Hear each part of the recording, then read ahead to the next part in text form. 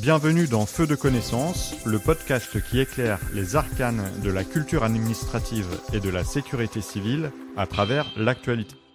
Alors que le Comité européen des droits sociaux a considéré le 14 février que la France ne respectait pas la charte sociale de l'Union européenne et que les sapeurs-pompiers volontaires devaient être considérés comme des travailleurs, Feu de connaissance consacre une série de 3 épisodes sur ce sujet.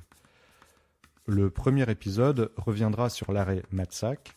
Le second épisode aura pour objectif de synthétiser les points les plus importants de la directive européenne du temps de travail.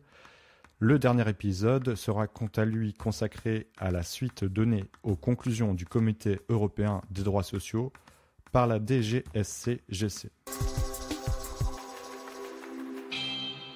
Avant 2018, la jurisprudence de la Cour de justice de l'Union européenne considérait que les périodes de garde sur le lieu de travail constituaient du temps de travail, tandis que les périodes de garde en dehors du lieu de travail, aussi qualifiées d'astreinte, n'en étaient pas.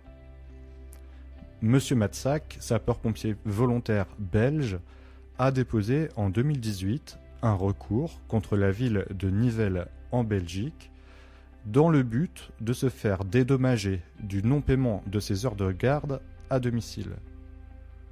Devant se situer à proximité de la caserne et dans un état de disponibilité immédiate, il considère que ces heures de garde sont assimilables à du temps de travail et doivent être rémunérées en conséquence. Par son arrêt Matzak du 21 février 2018, la Cour de justice de l'Union européenne va considérer que le temps de garde qu'un travailleur passe à domicile avec l'obligation de répondre aux appels de son employeur dans un délai de 8 minutes restreint très significativement les possibilités d'avoir d'autres activités et doit donc être considéré comme du temps de travail. La Cour avait rappelé que la directive concernant certains aspects de l'aménagement du temps de travail devait s'appliquer également aux activités des sapeurs-pompiers.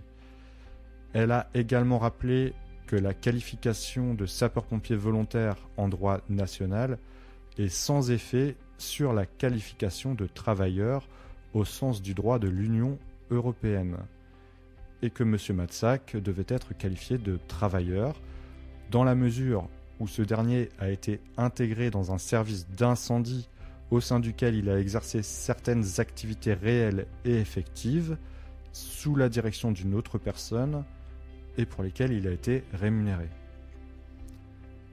La directive définit en effet de temps de travail comme toute période durant laquelle le travailleur est au travail, à la disposition de l'employeur et dans l'exercice de son activité ou de ses fonctions conformément aux législations et aux pratiques nationales.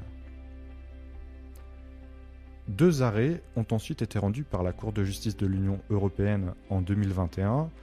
Le premier pour un pompier allemand de garde à domicile de nuit et les week-ends.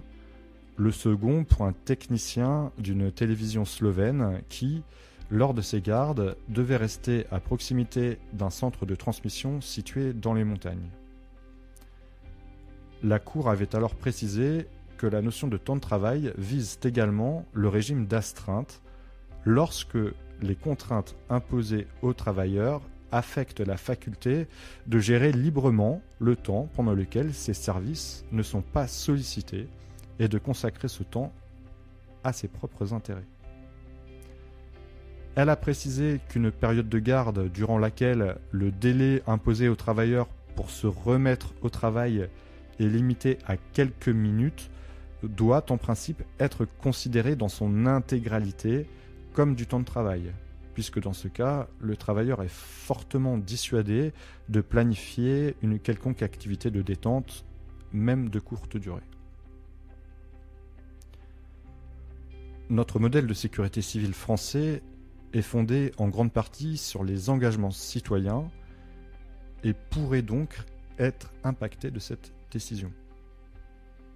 La qualification d'astreinte en temps de travail conduirait à ce que le temps de garde s'additionne aux heures déjà travaillées par les sapeurs-pompiers volontaires qui sont par ailleurs salariés, Nous pouvons donc nous poser plusieurs questions à ce sujet. Est-ce que le plafond horaire hebdomadaire fixé par la directive serait respecté ? Est-ce que les temps minimums de repos fixés le seraient également ? 69% des sapeurs-pompiers volontaires français pourraient être impactés par cette décision. La deuxième conséquence pourrait être la nécessité de rémunérer l'ensemble des heures de garde qui répondent à ces critères. Enfin, la qualification de travailleur donnée aux sapeurs-pompiers volontaires en droit de l'Union européenne influe sur la qualification parfois floue qu'il aurait donnée en droit national.